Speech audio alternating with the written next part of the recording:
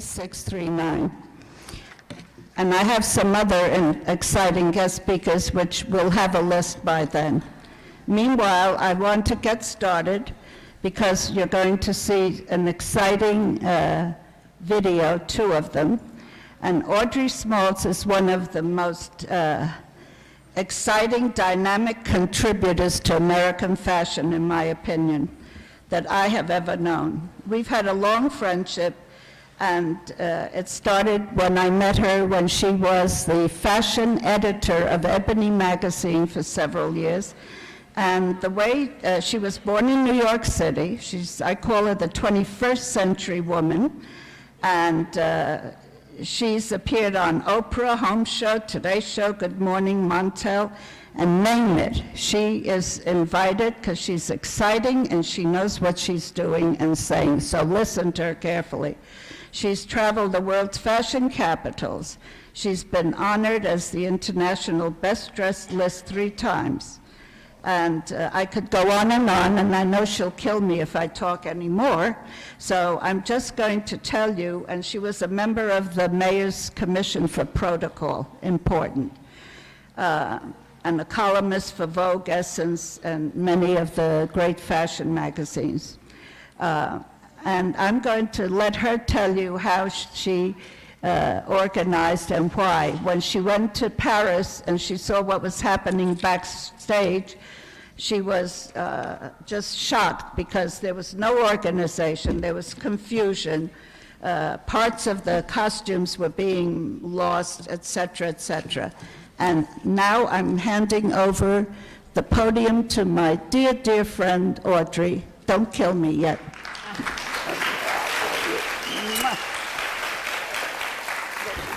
Thank you very much.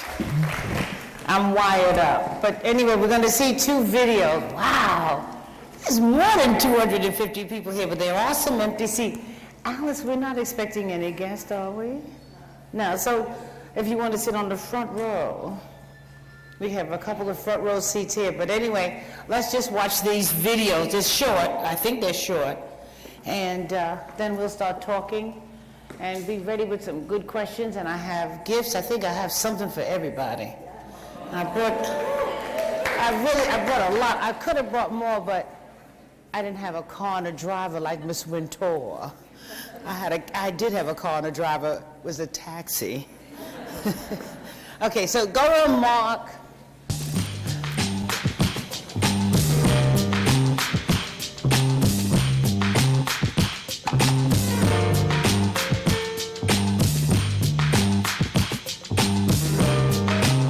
Well, listen, I think, Audrey she's definitely a good luck charm for me. I've done shows in Paris and New York for many, many years. And in Paris, I always said, where's Audrey Smaltz and the ground crew? Because it makes everything run perfectly and smoothly. Audrey, I think, just brings great energy also to the room. So she gets the job done and I think brings a real sense of energy. And she's got incredible fashion history, which, you can't discount ever.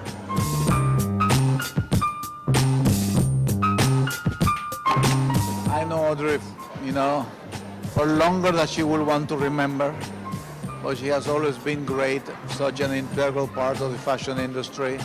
And always, I love her voice. She has the sexiest voice of any woman, And she's always a smile, and she's a great professional.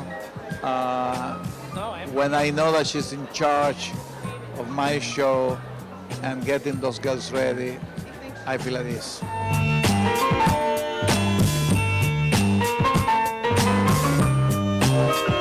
It's really great to work with Audrey from the ground crew. I've been working with her for I don't know how many years now. It feels like forever. But it's always comforting to see her backstage because I feel like we're in good hands and that nothing's going to go wrong. She's a great soul.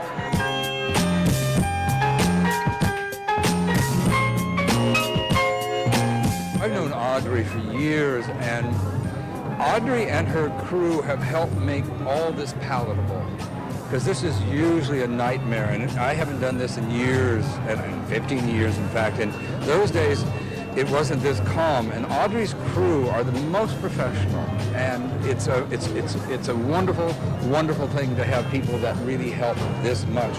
because they are as important as anyone else in this endeavor. I've known Audrey since we were very young and very thin, both of us.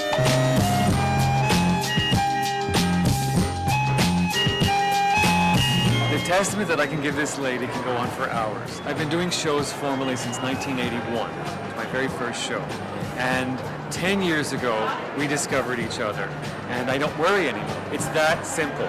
I do not worry anymore. I come here the day of the show to present the clothes. Her crew, so surrounded by spiritual energy, we get pulled into their energy. They make it happen with such a degree of calm, professionalism, and spirituality. And it all stems from that heart. That's all.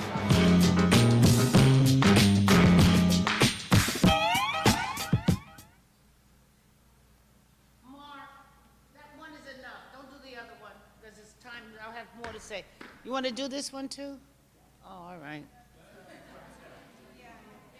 They want to see another one, okay.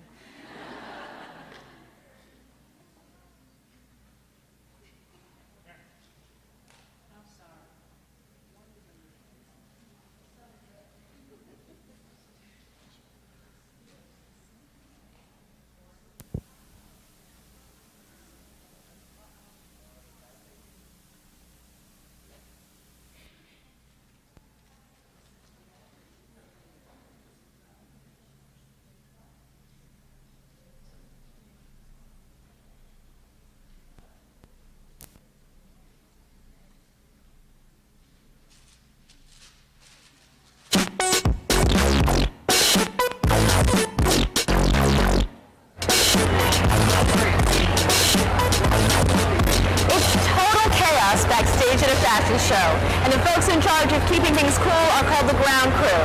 The models may look absolutely perfect on the runway, but before a show, it's the ground crew who are models of perfection, as Callie Steiderhar found out. There's so much that goes on behind the scenes, or should I say, seams of a fashion show. So who better to talk to than the head of the ground crew? I'm here with Audrey Smaltz. How are you? I'm wonderful. We're at the Oscar de la Renta show. So explain to us a little bit, what is a ground crew? We are the ones who set up the racks. We are the ones who press the clothes, who put the clothes back in where they're supposed to be put back together. We make certain that every hook and eye is done. We look you over and make certain that you are perfect. We have people who work for the ground crew who are designers, who are tailors, seamstresses, assistant stylists. So a ground crew dresser comes to the designer with more than, oh, I want to be a dresser. Ground crew, how does it get that name? Isn't that great? Martin Luther King gave a speech many, many years ago in the 60s, and the 747 had just come about. That's that big plane. And he said, you can't get a plane, the jumbo plane, off the ground without a ground crew. And so hence, a plane goes down a runway. We, the ground crew, are the people that make certain that everything is just so that that plane or that fashion show, smooth, sailing ahead down that runway. How many people are in a ground crew? I don't know, Well, yours specifically. today we have about 35 people here. So we have 28 models. So we have 3 supervisors and we have 28 ground crew dressers. If a shoe breaks or falls off or a top comes down, are you one to point the finger? Who is it that dressed that girl? We know who dressed everyone. For an example, this is Heather M. This is Diogenes. He dressed, and we have a sheet going back 10 years who dressed whom. For an example, one year we were doing a show and all the shoes were popping on the runway and the designer blamed the ground crew. We get blamed for everything. What happens, you try on the shoe and a fitting, but the models don't walk in that shoe, so we didn't find out that the shoes were wrong. So the first thing we do as the ground crew, we try on shoes. You tried on these shoes. And let me your strappy shoe. For an example, if this shoe comes off from around her ankle or her heel, we put top stick there. That little piece of top stick will secure that. And then we have to score the shoe. So let's show her how to score the shoe. I'm gonna show you. Oscar has allowed us to score the shoes. Am I right? These shoes should be scored. And you do it in a nice, orderly way. 1, 2, 3.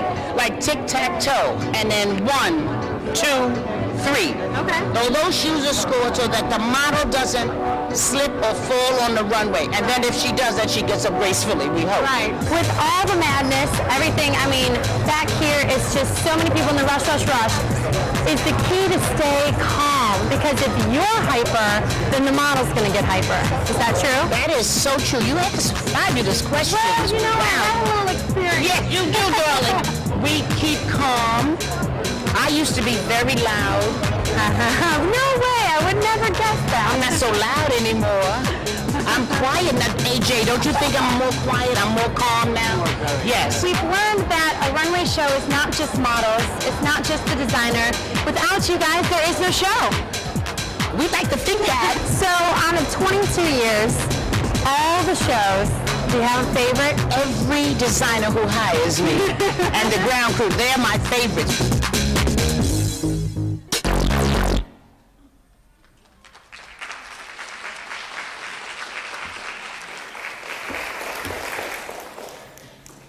I'd like to tell everybody I was born, bred, toasted, buttered, jellied, jammed, and honeyed in Harlem. I'm a native New Yorker. You don't meet too many native New Yorkers. Who was born here in New York City, Manhattan, Queens, Staten Island, Queens? No, Long Island is not New York City. Long Island. We have 5 boroughs, right? Who's born within the 5 boroughs? Oh, good, at least a handful here. Terrific. All right, native New Yorkers. Not there's anything wrong with Long Island. We like But anyway, it's just a pleasure to come here to speak to young people at FIT.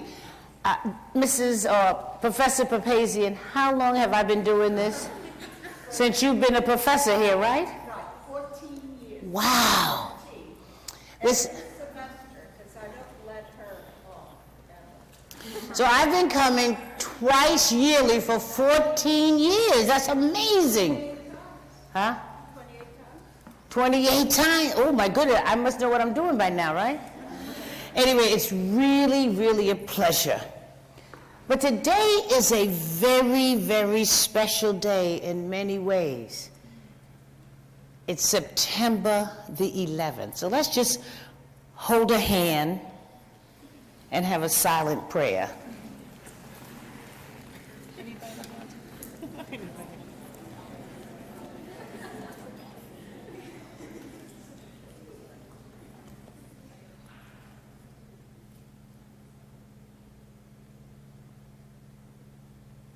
A woman.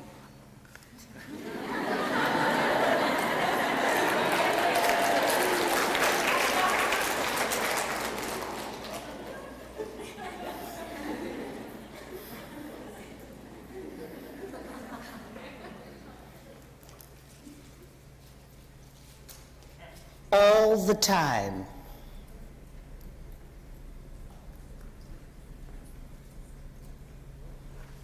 All the time.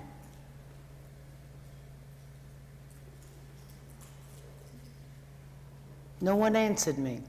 God is good. Thank you. All the time.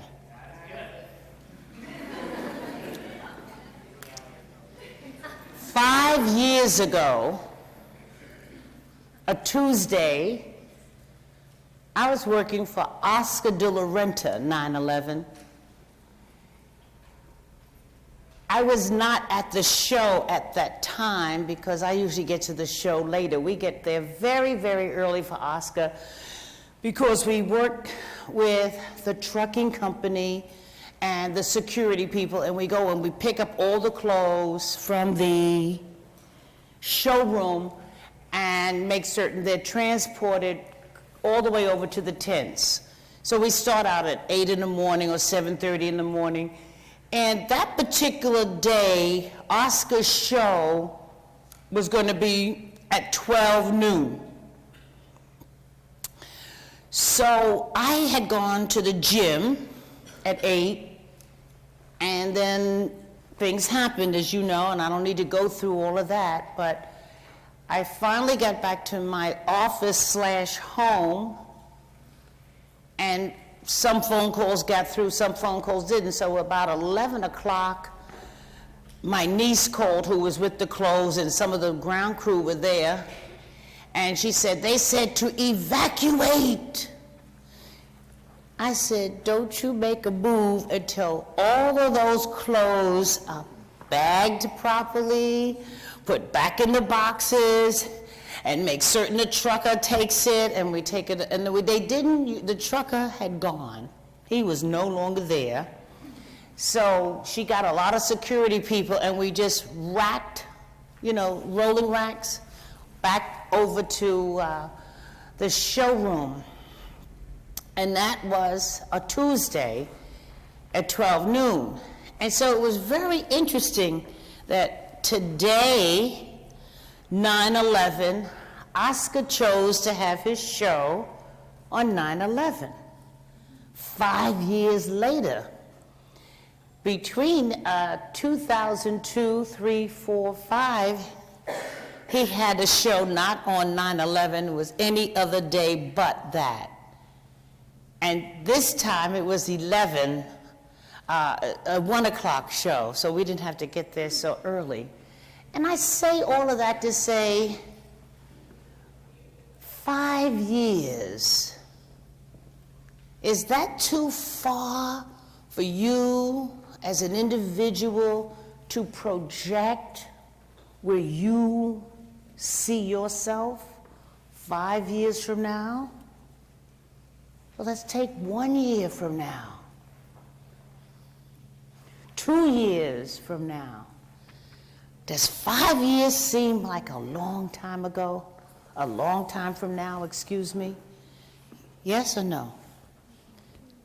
Can you see where you want to be? What is your plan? What is your game plan? What is your business plan? What is your plan, whatever it is? It's time to start thinking about that. I don't care if you're 19 years old or you're 29. And is anybody younger than 19? Is there anyone older than 29? It doesn't matter. What is your plan? Where do you see yourself a year from now? Where do you see yourself 2 years from now? Where do you see yourself 5? Are you a designer? Are you a model? Are you the president of a corporation? Think about it. You must have a plan. Now, my plan was that I was going to be my own boss. I knew that. The buck was going to stop with me. Yes. I always wanted to be my own boss because I admired all of the people who had their own businesses. I wasn't into the CEO of this company and the vice president of that company. I wasn't into corporate America. Now, there's nothing wrong with corporate America. You do understand that, yes? Yes? It's just that I didn't want to be in corporate America. I worked in corporate America for a long time. I think that's what told me I didn't want to be in corporate America. You have to have a plan. My plan didn't start, or I didn't implement that plan. You can have a plan and then you don't do anything about it. You know, when people say, I have a fabulous idea. Yes. And what are you doing with that idea? You have to put that plan in action. Yes? Do you agree with that? What's a plan if you don't work it? So it took me a long time to get that plan working. And I turned a certain age, I turned 40 years old, and I said, wait a minute, 40? I know some of you didn't get to 30. Can you imagine getting to 40? Can you imagine that? No. I couldn't imagine 40 and I was 40. So now I had to do something, and I decided I was going to go into business for myself. What am I going to do? I had saved some money. Now you have to save your money. You have to save money. You cannot have this fabulous plan, fabulous idea, and you don't have any money. Okay? You got that? Did you know that? How many know that? No, because I have some people think, well, you know, Ms. Smaltz, I have this, that, I can do this, and yes, and where is your capital? If somebody tells you you don't need any money, don't believe it. You need to start. So usually, if somebody's not going to give it to you, if your mother and father's not going to help you, or your cousins, you know, people just get in and they bank, and they take all their credit cards and, you know, max them out, get as much money as they can get together, you know? Have you seen that? Have you tried that? How many have tried that? Well, anyway, I saved a reasonable amount of money, and I went through it in, I think, less than 3 months. Yes, I did. I saved, back in those days, that was 29 years ago, so now you figured out how old I am. I know I look good. I know I look good. Had my trainer this morning, and he came to my house.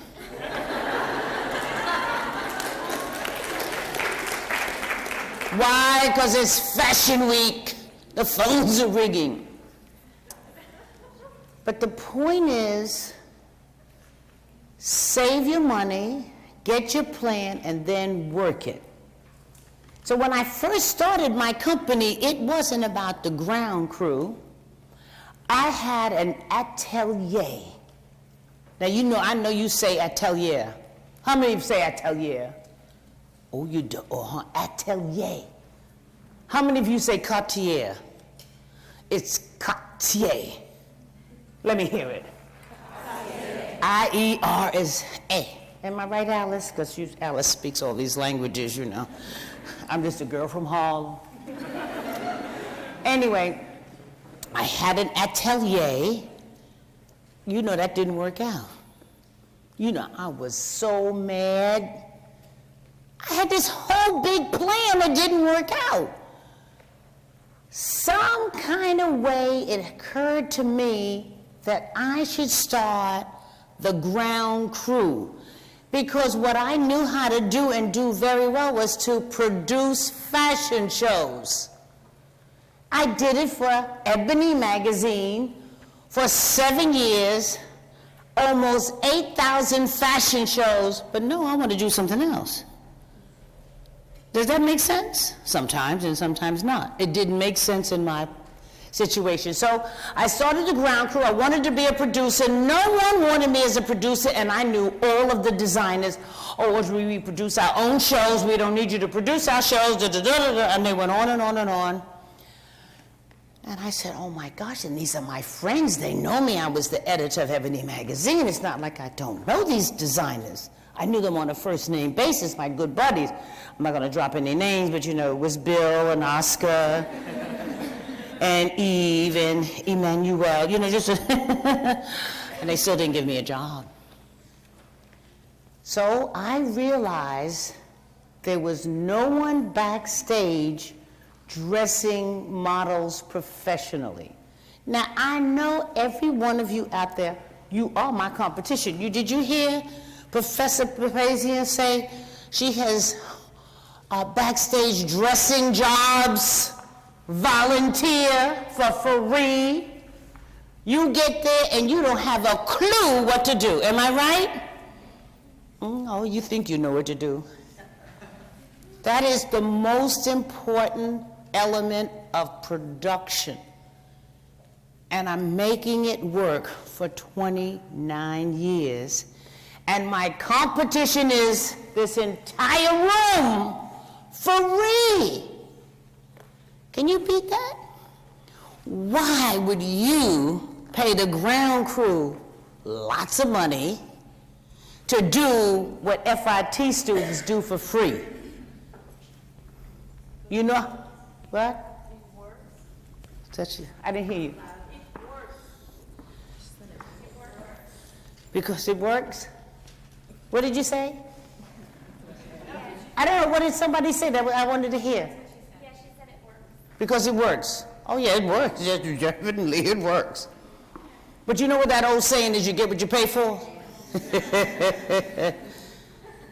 That's the truth. Now, I'm not knocking you students who need to learn something and volunteer, but I don't hire volunteers. You work for the ground crew, you get paid. You may not get paid what you want. Who does? Nobody. But you get paid. And I know some people who get volunteers from FIT and don't pay them, but they get paid. That's not good. If I get paid, you get paid. To be a ground crewer, as I said, most of the people are stylists. They are truly interested in fashion. Where else could you see an Oscar de la Renta dress up close? You should have seen that presentation this morning. Or was it 1 o'clock this afternoon? It was incredible. 62 of the best design pieces, prints with shoes to match, black patent leather open-toed slingback shoes with white heels and a white platform. I mean, a little strapless taffeta dress in red, number 42, worn by an Asian girl, tall and gorgeous. She hit that runway, and I said, whoa, my favorite dress. You'll see it in the paper tomorrow. They have to. Number 42, a red strapless taffeta. The man is a genius. He's been doing it a long time. You don't think he wants some student volunteers to dress those clothes, do you? Hello? Do you? No, baby. He wants professionals. So that's how I took this little idea. I had no idea it could make money because they wouldn't let me produce the show, so I had to come up with another niche. Professional dressers. And we train everyone. So there's a special way. You must have your own prop kit. There they were this morning online, in line, and somebody said, I need top stick, I need top stick. And boom. We had just what they wanted right at that moment. How many of you know what top stick is? And do you have it with you? Hello? Who knows about top stick? But professional ground crew people do. That's why they hire us. We have everything we need in a little case right around here. Sometimes my stuff hangs here. In fact, I had something on earlier. You can see me hanging with scissors. My scissors come out. I don't loan people my scissors because you never get scissors back. We train. We just don't do dressing. I started out in that niche, dressing, pressing, steaming.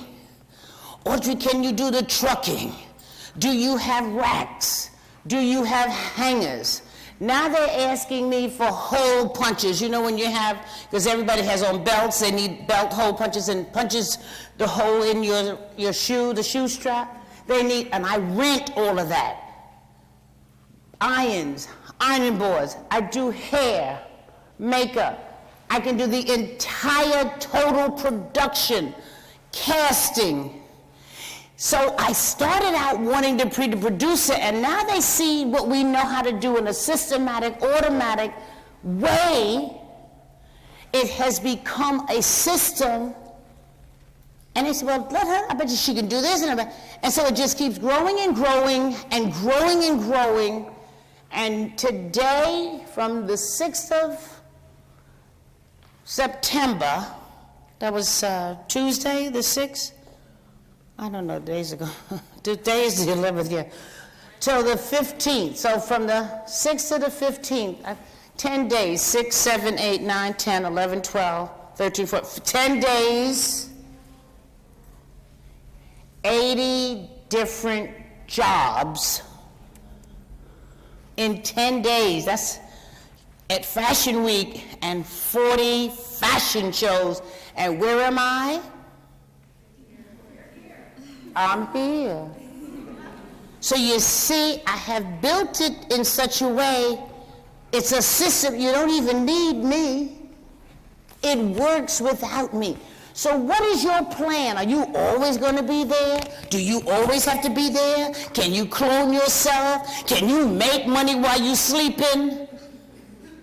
Isn't that nice? Huh? That's nice, isn't it? You know, because I have to do it myself. I have to be there. I have to do this. I have to. No, you don't. If you plan it right. So what are you planning? Think about it. It's in your head. Not only that, I do something I love doing. I enjoy it. I have a passion for it. It's fun. It's a hobby, and I make money. Is that the kind of job you want in life? Yes. If you have to work, you might as well work and be happy and smile. And when you get up out of the bed in the morning, you're glad to get up. Yes, like you're glad to get up to come to school. Yes? Yes. Plan what you want. Most of you heard or knew, or you were right here when 9/11 happened 5 years ago. 5 years ago. It just seems like yesterday to me. So what's going to happen to you 5 years down the line? Think about it. What's that going to be? 2000 what? Hello? She's not listening. 2000. Thank you. 2011. 5 years from now, where will you be? What are you doing? How can you make it happen? Are you going to make it happen? Make it happen, and make it happen in a niche way. Find out what's missing. In fashion, there's a lot missing. I don't know what's missing. You find that out. Make it happen. I found out that they didn't have professional dresses. I know I got you as my competition. I don't care. We're the best. You want the best? That's how I think of us. That's who we are. We are the designer dressers for the designers' dresses. Got it? The designers have designed dresses, so they need dressers who know how to dress for designer dresses. You got that? You just can't have anybody with no experience. And that's what we keep telling. Fine. Oh, but you know, Miss Smaltz or Audrey, whatever they want to call you, or Mina or whoever's answering the phone, Shireen. Well, you know, so-and-so is only charging us so-and-so. Can you meet that price? No. You can't meet that price? No. You know what I wish for you? I wish that one day you can afford the ground crew. And guess what? I get a phone call. I can't mention the designers I'm working for this year that I have wanted to work for them for so long, and guess what? Working for them this season.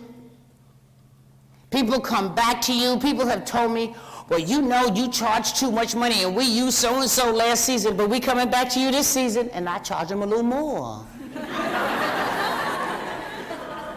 Because see, they got rid of me. Right? Don't think of it as I'm talking about me. Think of your situation. Now they come back to you, charge them more. Why not? Think about it. They asked for you. You didn't ask for them. When you go in to ask for something, you have to be nice. Girl, when they say, listen, I want you to triple your price, quadruple it.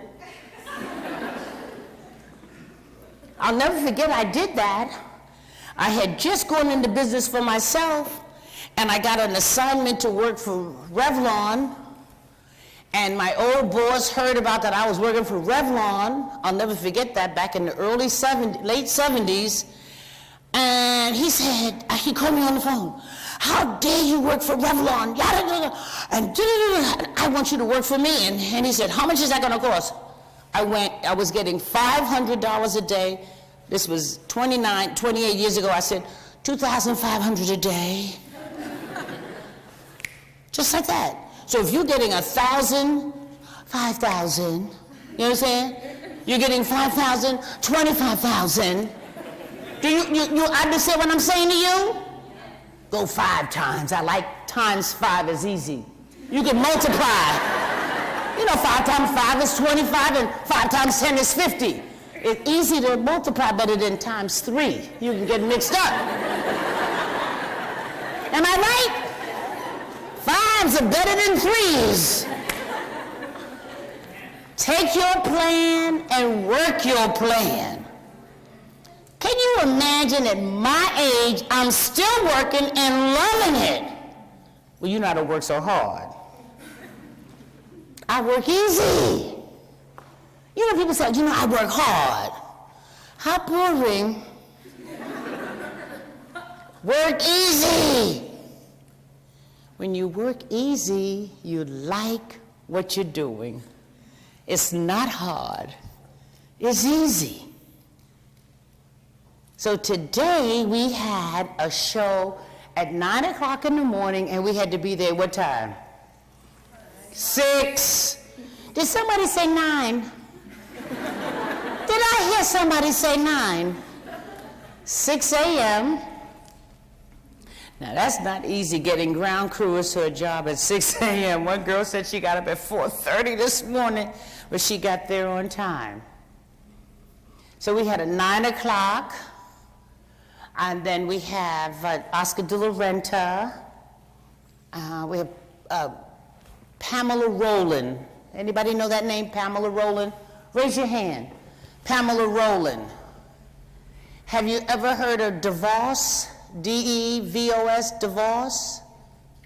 Ada, Michigan? Does that sound familiar? Amway Products? It's about time. Billion-dollar company. She married one. She's fabulous. We work for her. Always get our check. The first check I get is Oscars. The first, paid in full, a week or 2 in advance. Other people, I have to.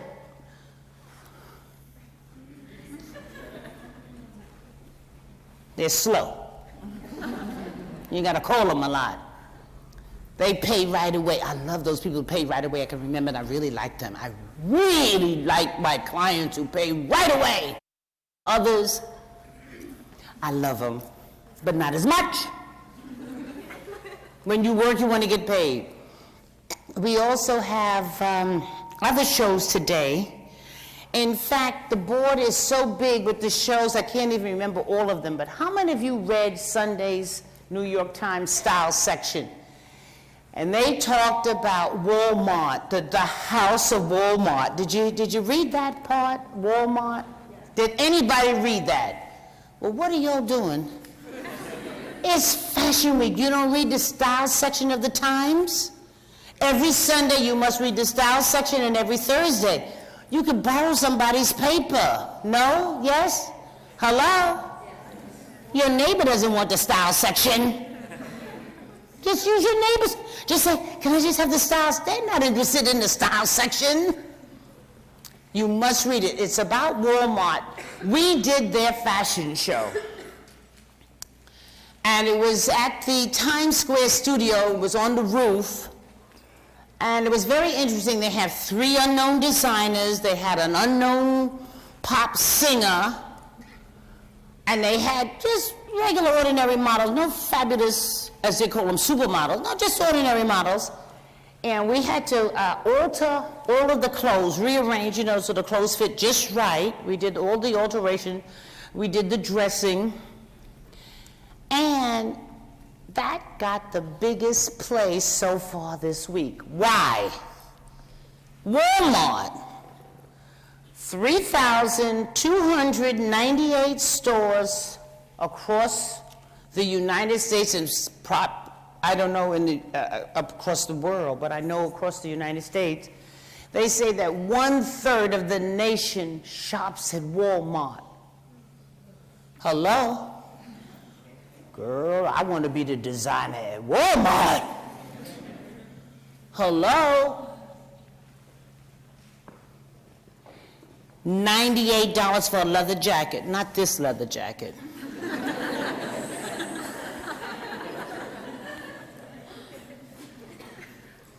A client of mine did this jacket. Edward Wilkerson of Lafayette 148. Anybody know Lafayette 148?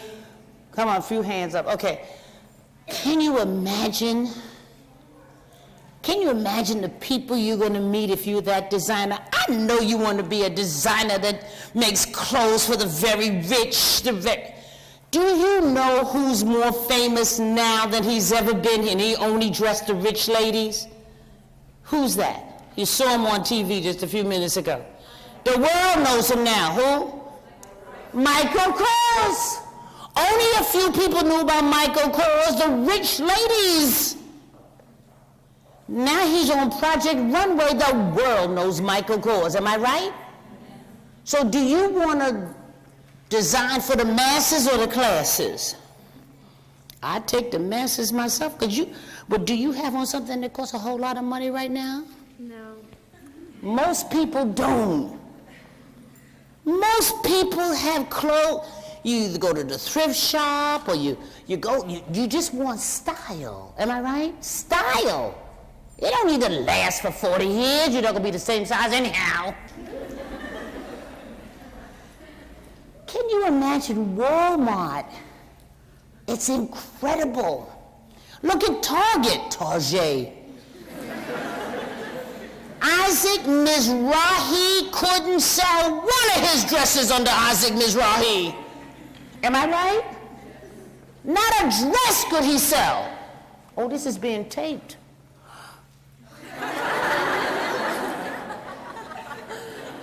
I know I used to dress those dresses. I know how to dress those Mizrahi dresses, didn't sell. But honey, at Target, what is he doing? Selling. And what's the name of the game in fashion? To sell. What good is a dress that you design if you don't what? Sell. What do you want to do? Sell. So have you figured that out yet? Yeah. Good. There's some ladies on the corner who were selling something for Noxzema, and I thought they were going to give me something. She said, oh no, this is a design contest. You design this and for Noxzema. And she said, they will give you tickets to Fashion Week. I said, is that all? Look what they're gonna get. That's not right, Alice. That's taking advantage. That's taking advantage. And people are taking advantage of FIT students who don't charge. But then you don't have any experience. You stand around there like this. What do I do next? Because you don't know. Have a plan. What is your plan, young lady? To have a cosmetic line like Iman? Better than Iman's? Different than Iman's? What do you want to do? Look at that wonderful dress you have on with the leopard and the paisley print. It's divine. Divine. I love it. Whose dress is it? Bella, I love it. I'm glad she didn't say mine. You know, sometimes I ask somebody, oh, whose dress is that? And they say, mine.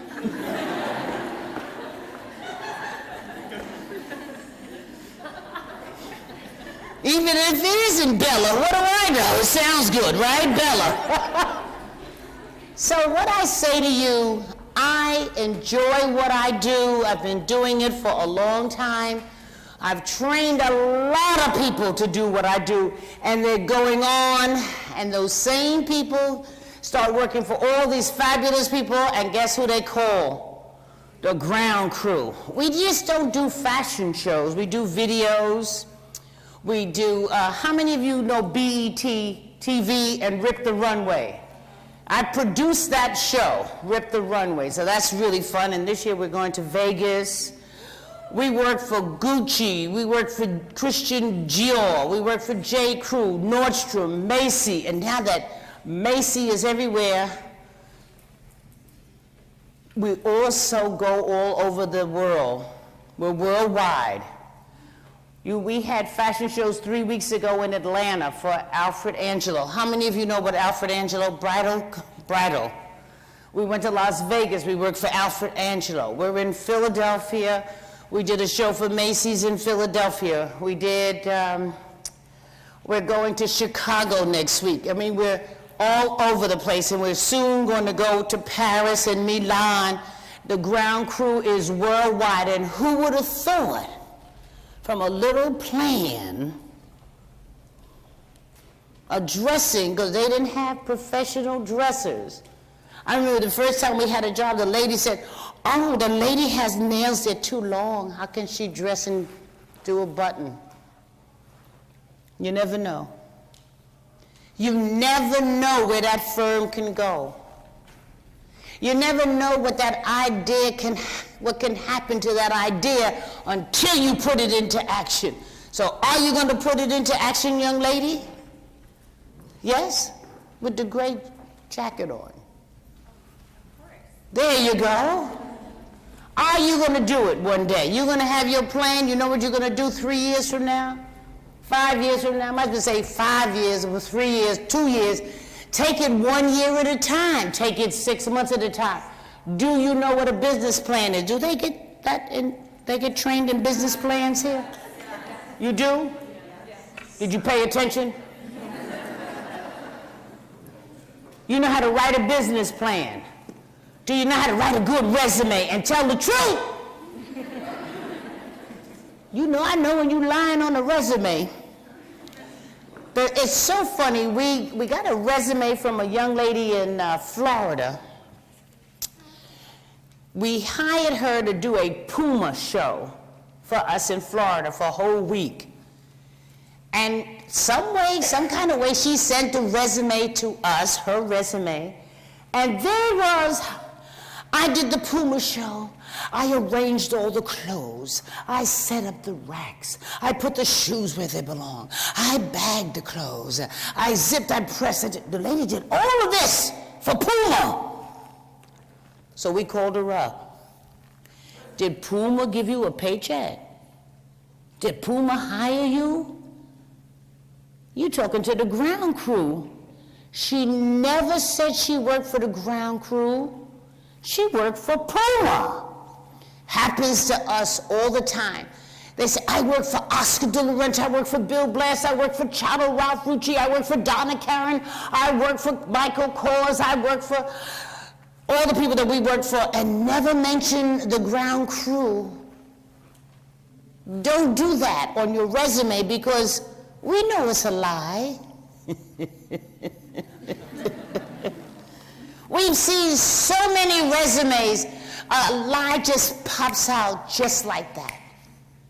And at the end of the resume, have something funny, you know? Put something in there with a little, I'm gonna remember that. And put it on different paper and make it something exciting and snappy and good and different. Don't send it ordinary. Figure out something new, be different, get a niche, but have a plan. I know you could do it. Yes. Did I hear you say yes? Yes. Yes, out loud, yes. But do what you want to do. And if you want to get married, that's good too. And you want to have lots of babies, and that's your plan, then do that too. You could do both if you want. Get married, have babies, have a job, you know, do it all. But you can do it. But love what you do. Have a passion for what you do. You look like you have a passion for what you do, both of you.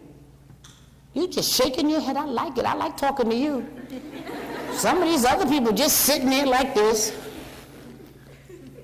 Like this. I got one biting her finger there.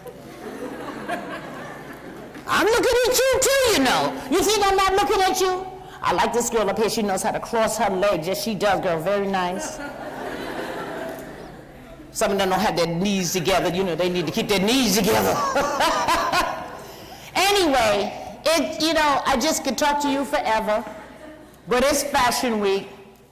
I think we have 17 shows down, and how many to go? 23. Yes, 40 shows. Is that fabulous? And I took the time out to be with you because I love being with you. No, she twists my arm. Alice says, you must be here every summer. And I knew it was going to be on the 11th. I always know when, it's probably going to be February the 2nd next, in February, February the 6th to the 5th. I know the dates already, so it's a Monday. But my name is Audrey Smaltz. Thank you for this time. Until the next time.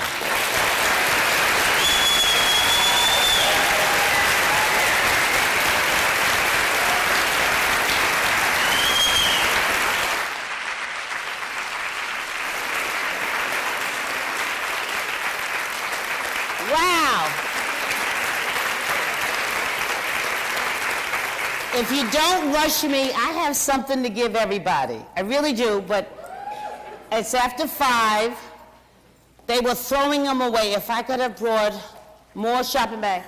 I worked for the Gore-Tex. You know Gore-Tex, the swimwear, Gore-Tex? Do you know Gore-Tex? You've heard of it. They have cute little shopping bags. So if you really could use a little shopping bag, I have shopping bags up here. Then Alice, bring me this other bag. See this bag says, that's the shopping bag. Don't come and just take one. You know how some people take 2 and 3? That's not nice. Just take one, okay? You promise me? Then, I got to tell you this story. If you have, I'll take some questions. Then you can go in here, and I have Ground Crew buttons so you can see my web page or email me. Don't call me here. You promise not to call, just email, or, you know what I mean? Take a button. And then we were written up last season, this time, in the Wall Street Journal, and I have the reprints. The Wall Street Journal, can you imagine? This small company. And this year, for those of you who know a magazine called Black Enterprise, Iman and Tyra Banks are on the cover of September's issue of Black Enterprise, and I'm on page 114. Well, you got to know your page. So without further ado, if you have a question, if not, you can come up and meet me. Take a button, just take one button. And I'd like to take a question. Ask me anything. You know my age. I'm not going to tell you how much I weigh. Who's got a question for me? Because I know it's time to go.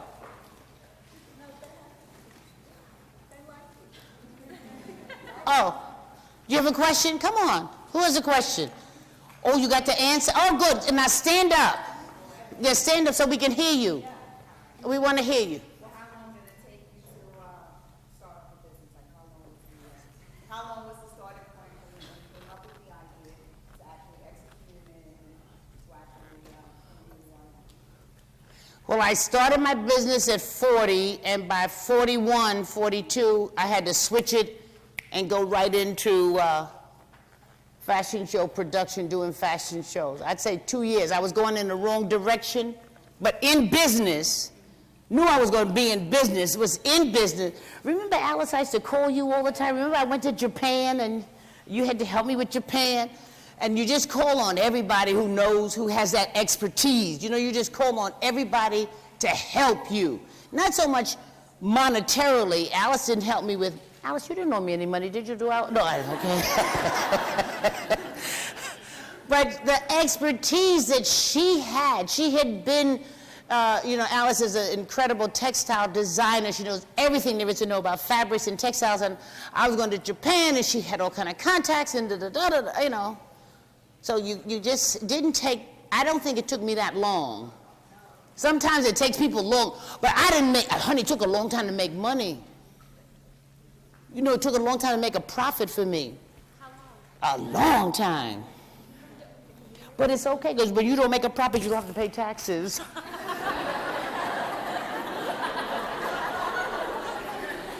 Delete! And then backspace. I didn't say that, but it's the truth. Huh? It's the truth.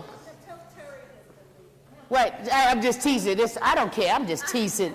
Yeah, I'm not going to get in trouble because it's the truth.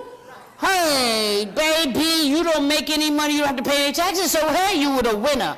When you make money, and I'm making money now, all I do is pay taxes and taxes and taxes. And so I was complaining about, oh, I have so many taxes to pay. And somebody said, well, you're making money. And what are you complaining about? You have the money to pay the taxes. So what do you want? You want to pay taxes, right? And it took me about, I didn't really get serious with the business till about 15 years ago, 20 years ago. Mm-hmm. You know, I thought it was cute. Just something to do. And I had a rich boyfriend.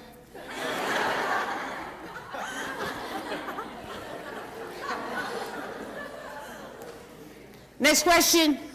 Stand up so they can hear you. If you lost your savings in 3 months, how did you get the company going? I had a rich boyfriend. Right, Alice? You know. And you know what? You just have to borrow from people. You have to borrow, beg, whatever you have to do, honey, to keep it going. I hocked all of my diamonds. Hello? I was going to stay in business until it, and then you just take a deep breath, you know?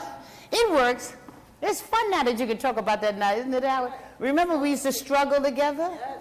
Yes. We don't struggle so much anymore, but it's okay. Go on. You got to struggle so you can enjoy. Do you work on overseas? Come on. So we can all hear you. Do you work on overseas fashion shows? Yes, indeed. I've done shows in South Africa, the Côte d'Ivoire, that's Abidjan, the Côte d'Ivoire, Ghana. I've done shows in Japan, Paris, Milan, London. Life is good. Yes. Anything else? Yes. Come on, stand up, please, so we can all hear you.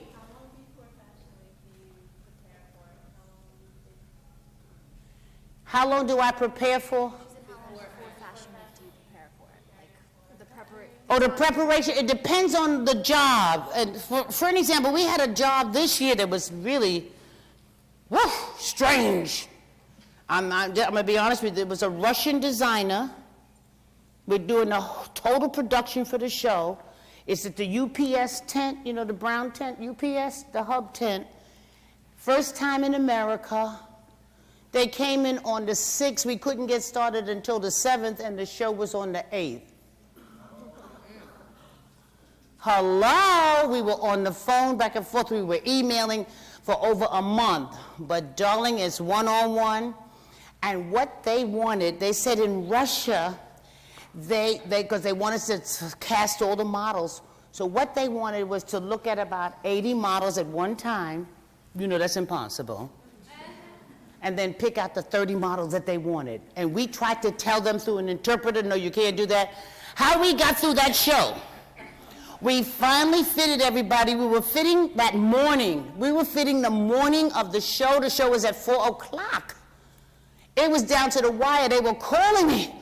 Audrey, we met, this is a mess. Everything. At the last moment when all the girls are lined up, just the way they had it in the run of show, because we did the run of show, the stylist changed the entire lineup, honey. Meanwhile, the director and the cuer, they need a sheet to know who's going to follow. Girl, they hit it. The show was fabulous. Don't it? You know, certain things happen. Sometimes you start 3 months in advance, 2 days in advance. You got to be ready. You have to be professional. And you just have to say, take a deep breath. It's going to be okay. We really don't sleep now. The phones are ringing. It was amazing. I understand he's going to get good. I understand he's getting good press. I'm not mentioning any names. You could probably figure it out from what I told you. But it's really hard to say. Some people start 6 months in advance. For BET, Rip the Runway, I saw 1 year in advance. In the beginning, it was, I I think I started a month in advance. Now we're over almost a year because we're going to have the show in February, and I went to scout locations in July. And I'm working on designers now. So it depends on the show and how much is involved and how much money they have. One more question. One last question. Oh, over here? Okay. Stand up, please. Oh, thank you. Did you ever actively advertise, or did you Never advertise. That's the best. People already and then word of mouth? Or? I'm word of mouth.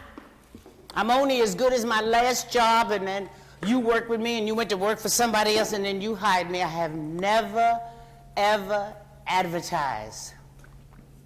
Isn't that nice? No, I don't. It costs too much money. I don't have that kind of money. They take that money out in taxes. I'm not Coca-Cola, Pepsi-Cola, and Atria. What's that? You know, Philip Morris. They advertise.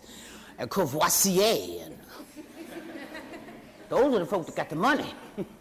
I just have a small fashion business that I love. So without further ado, come on up and get something.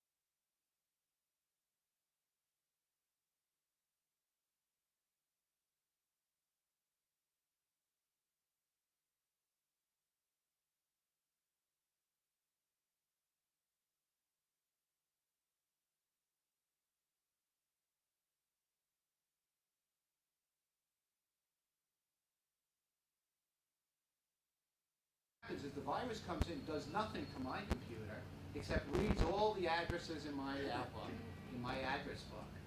Doesn't do anything to me. Now starts spamming all the people in my address book from an outside agency. That's the thing. So all of a sudden, I've got about 6,000 names in my address book over the years. I started using email back when it first started, big name, years and years ago. So I have addresses that I'm sure are no longer valid, but you know what? They get my address book, they get a lot of addresses.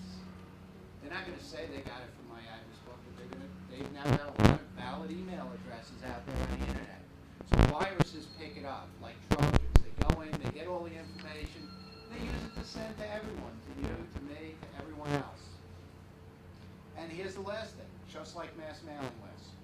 People put the lists together and they sell them. Again, mass marketing, totally legal.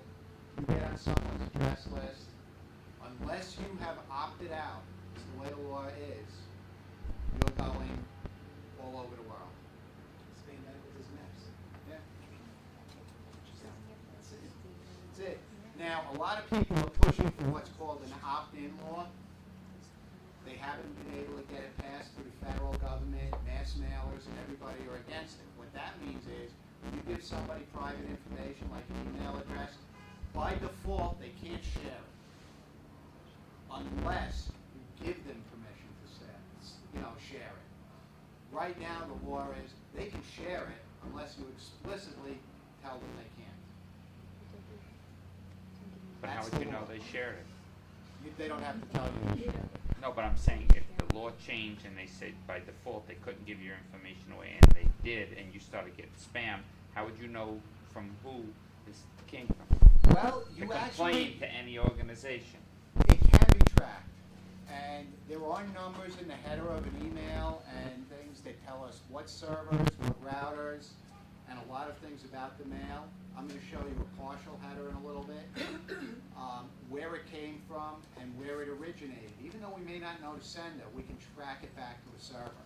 We can identify that, and the police can. I used to do a lot of forensics with some of the police departments a number of years ago, and people are amazed at what we can actually get.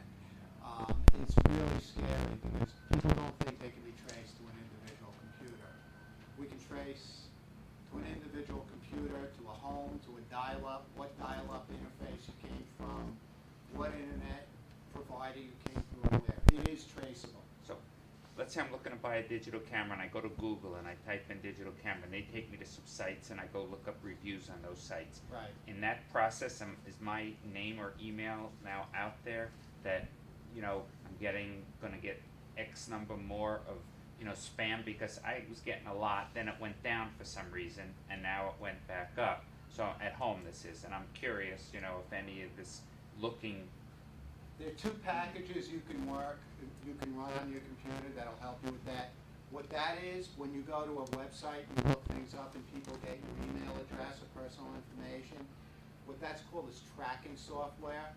It's currently totally legal. My personal belief is that it should be illegal. No outside entity should be allowed to put something on your computer at home without your knowledge. But right now that's not illegal. Tracking software, as it's called, is totally legal. Companies, just like there are virus scanners, are making a lot of money out of protecting your computer from tracking software. I'll put up later two names of two packages you can get on the internet, and they remove tracking software from your computer, which is a big thing. And that'll help stop some of the stuff, because then you're not being broadcast all over the world. Is that what they call cookies?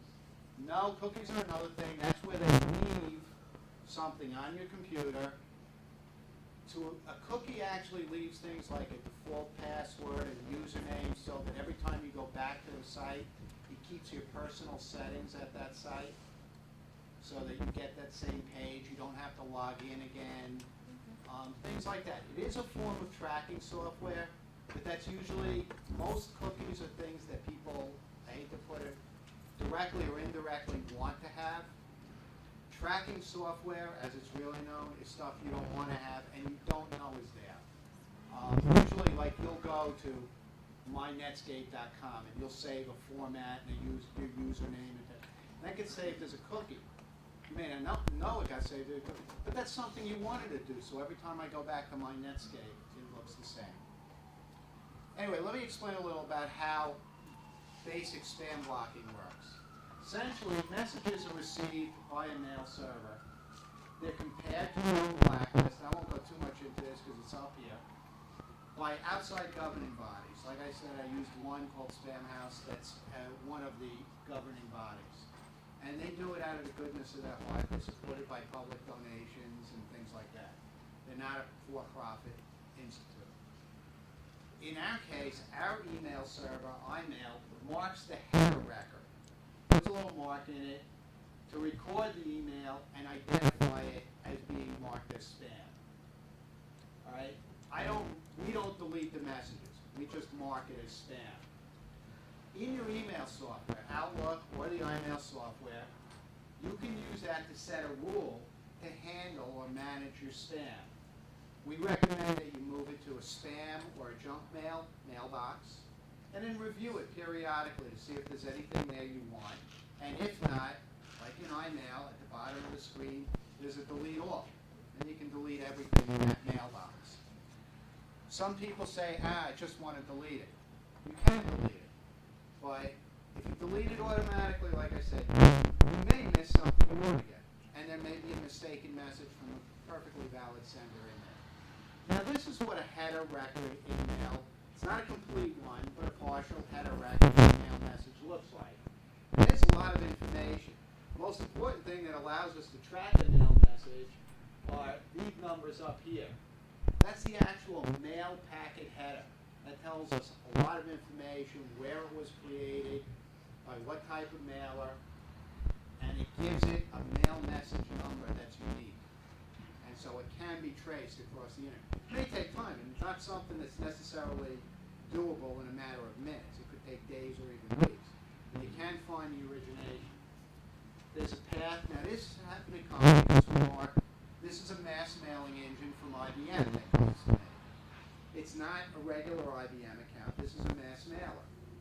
And it is marked as spam because it not only sends good things, but bad things. And it's annoying because I get about 20 of these a day. All right? Just because it's IBM doesn't mean they don't spam you. All right? So I'm just showing you one.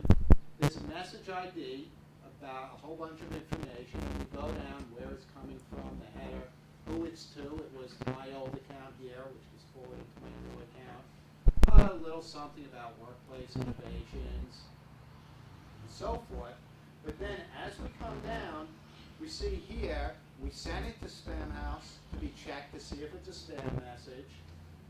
It was checked by Spam House, gave it a message number, it was checked locally, and it's being sent to me. And then we put a rule in the header, okay? And it said, okay, X iMail rule. Basically, header is X iMail spam, meaning we've marked it as a possible spam message for you to interpret. So that's what we're going to look for when we look at a spam, any mail message. Does it have this X iMail spam in the header? If it does, it's a possible spam message. So we'll put it in a spam mailbox that we can review later. And that way, you don't get 6 million messages in your good mail file. Maybe only get the 50 that you thought you'd get. Who's checking the emails? You check your emails. I'm going to show you in a Who's second. checking it for us? You say maybe place somewhere.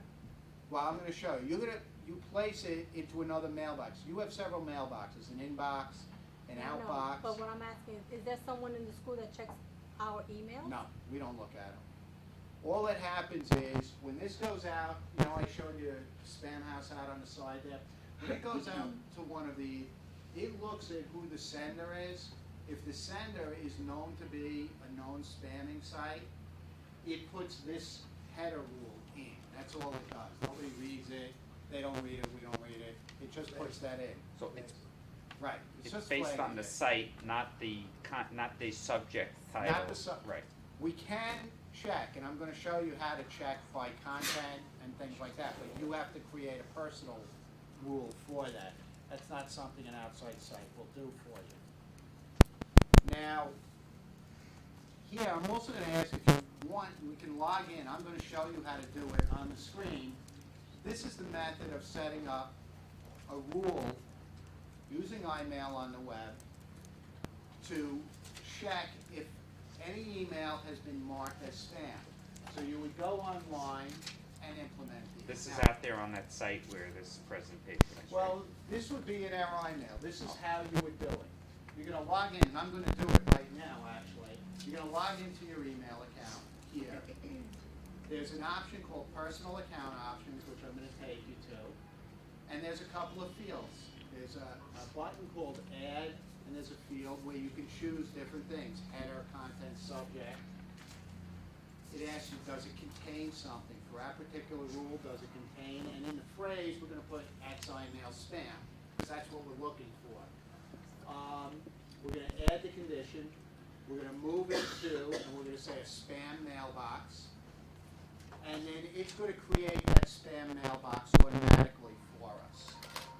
And when it does, it will start to put messages in there. And I'm going to show you this, and like I said, this is also online, and it's also in the handout. So you can see it, right, for some handout? Yeah. So I'm going to just go to... What's the password? Your regular... Oh. Your regular domain. It's on administrator. Oh, take it off administrator. And let me just log into mail. What do we put in?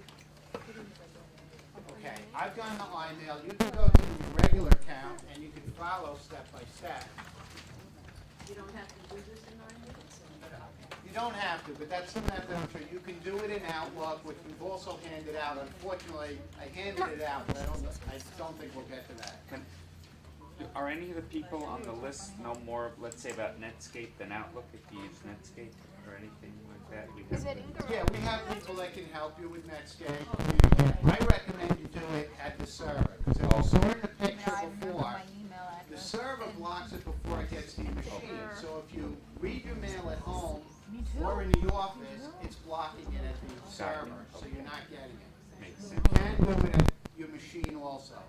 And so I give it to people because not only may you want to block stuff from your FIT-NYC account, but on your personal computer you may want to block it from Hotmail or MSN Mail or Netscape.com or Yahoo as well. Okay. When you come up with iMail, everyone has, the familiar screen that many of you have seen before. Now, because I already use spam blocking, my account created a spam mailbox. It does this automatically. You do not have to create it. It does this automatically. Now, what I'm going to do is I'm going to go into my rules, which is called... Sure. Caroline, can you help? I know, but then I gotta...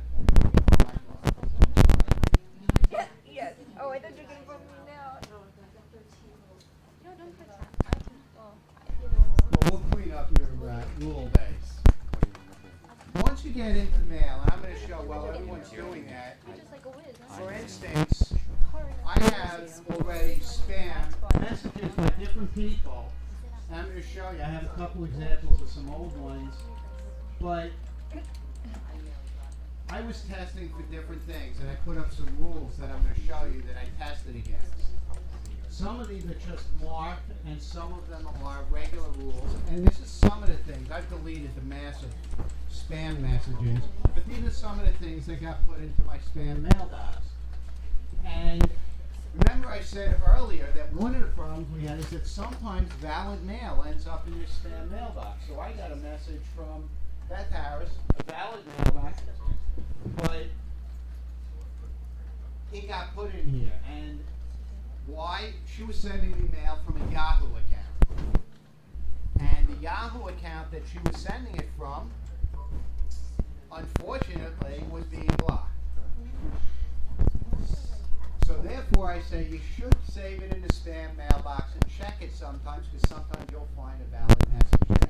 So if you block it here, but you use Netscape, if that was blocked, a valid message, I would never see it Not at your on my desktop. Netscape, right? Right, you Okay, would I'd have to come go, here. so I go, Right, I'd have to I go- generally go about once a week to see if there's anything in my spam mailbox that I want.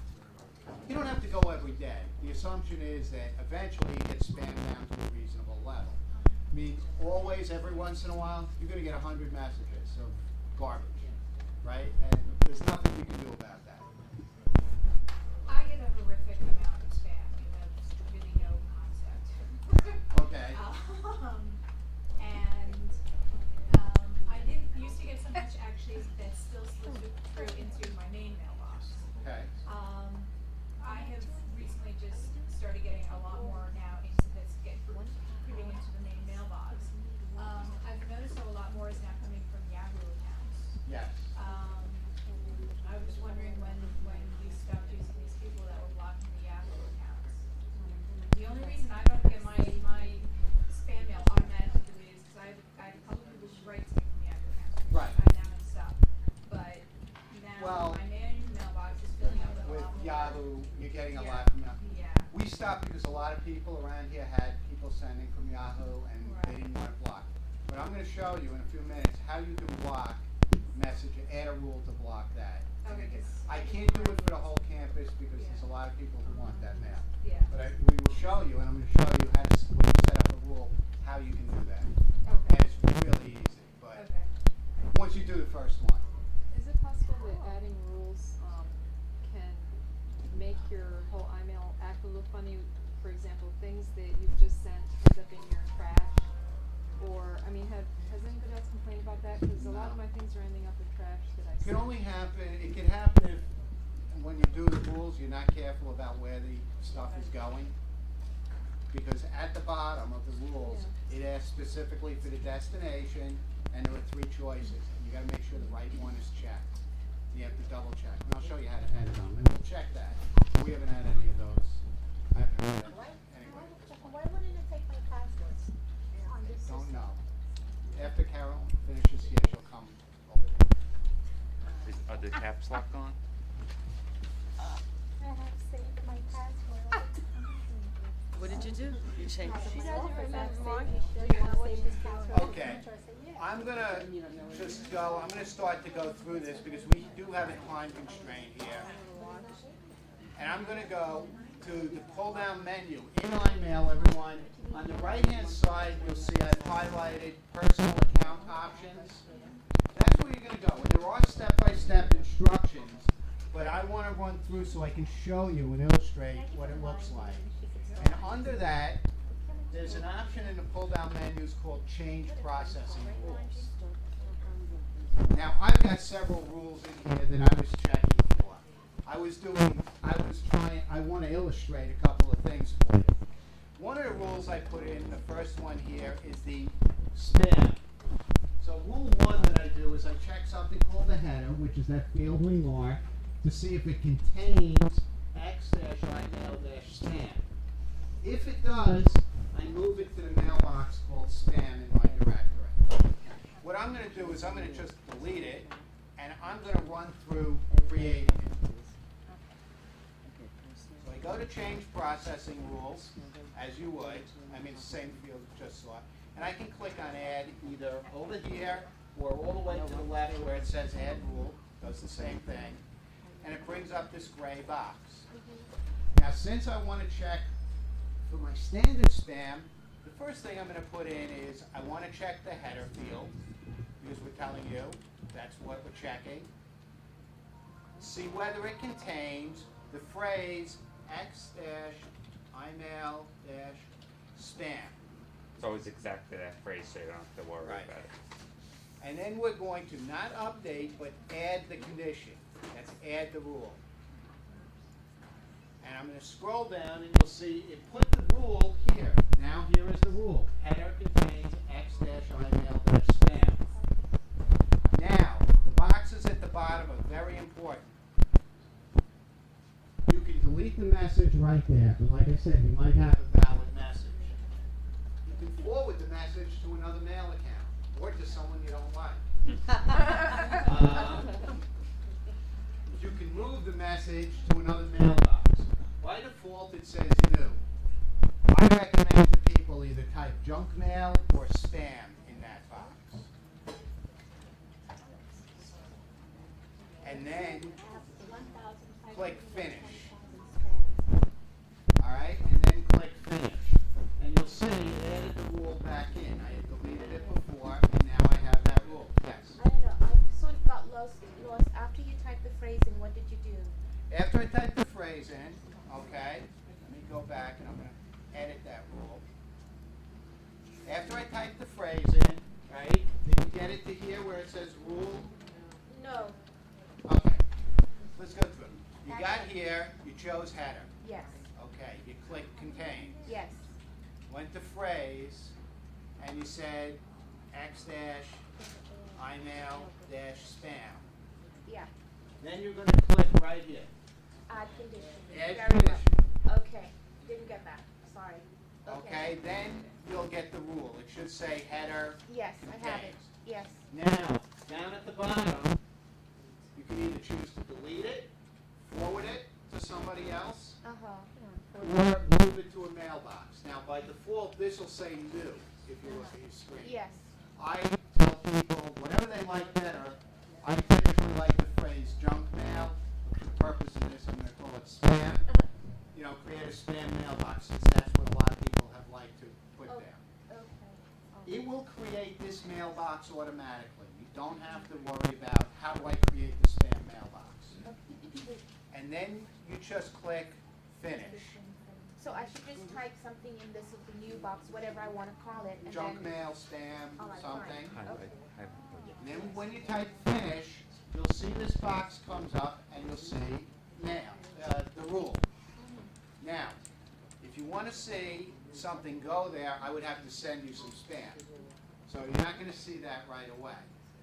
But that is it. That's the whole process of putting it in. It is step by step, and we give you the directions and we can help you do that.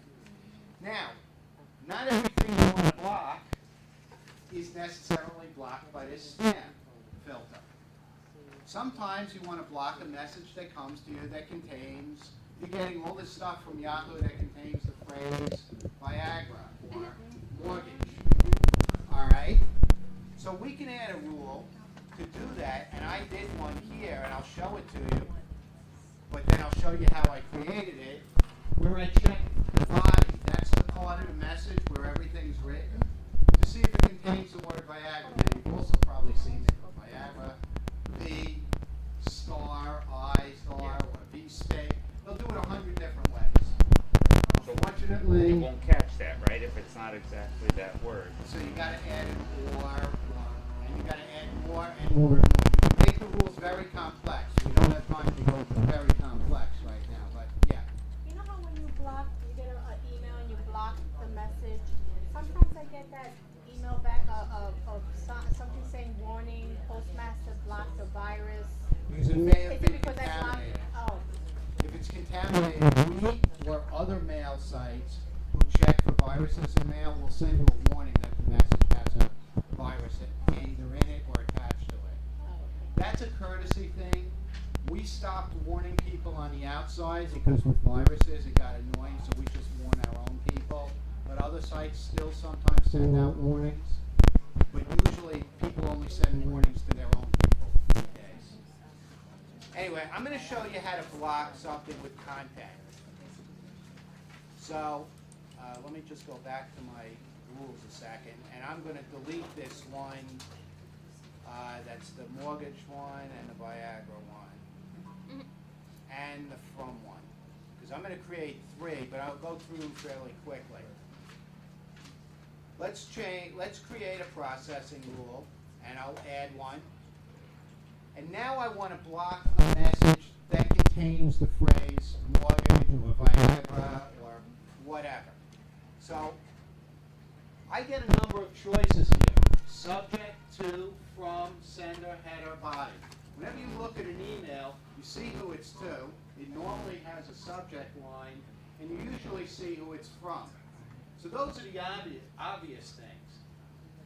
You never see the field, regardless of what you think from is, that's not the sender field. That's like one of the things I was telling you about before. And you never see the header field, which is like where we mark it for spam. So those are a couple of hidden items you can use. We talked a little bit about the header before. But the other common thing people look for is something written in the body of the message. And so in this case, I want to get rid of anything that refers to Viagra. So I want to check the field called body. That's the message body. I want to check if it contains the word or phrase Viagra. And I'll add that condition. So now I end up with a field that says to check anytime the body contains Viagra, and I want to move down to my choices at the bottom, this mail message to spam. I pretty much know anything that creates that, contains that. No one's sending me a message about that. That I can pretty much delete. You can choose that also. But then I'm going to click finish, and it's going to add that rule. So now if I send a message to this account, which I can show you right now, I thought I had another window open. But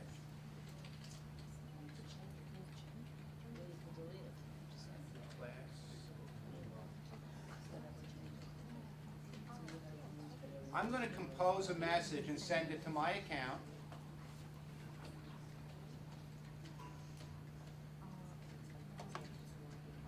Can I ask you a question? Yeah. Here she goes again. I get my emails through Outlook, not through iMail.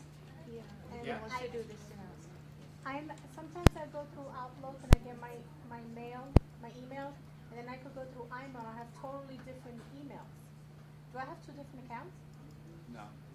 But you may be checking something else. We'll look at it with you. I've had Later. that account for a while. We'll look at it later, but not here. I'm sending an email to my account now with the word Viagra. You can't see it, but it's buried in here. Okay? Just to illustrate a point. And I'm going to send it with that rule I just created, right, that I had just created here when the body contains Viagra. And I should now have it. See, my account created the spam directory. It's flagged. Here's the message I just sent. And that's the message, and it was put into my spam directory. Now, I don't look at my spam directory normally except more than once a week or so. But it picked it up, and it put it there. Just like anything that matches the rule will do. So it found it embedded in there. So if you get something, body of the message,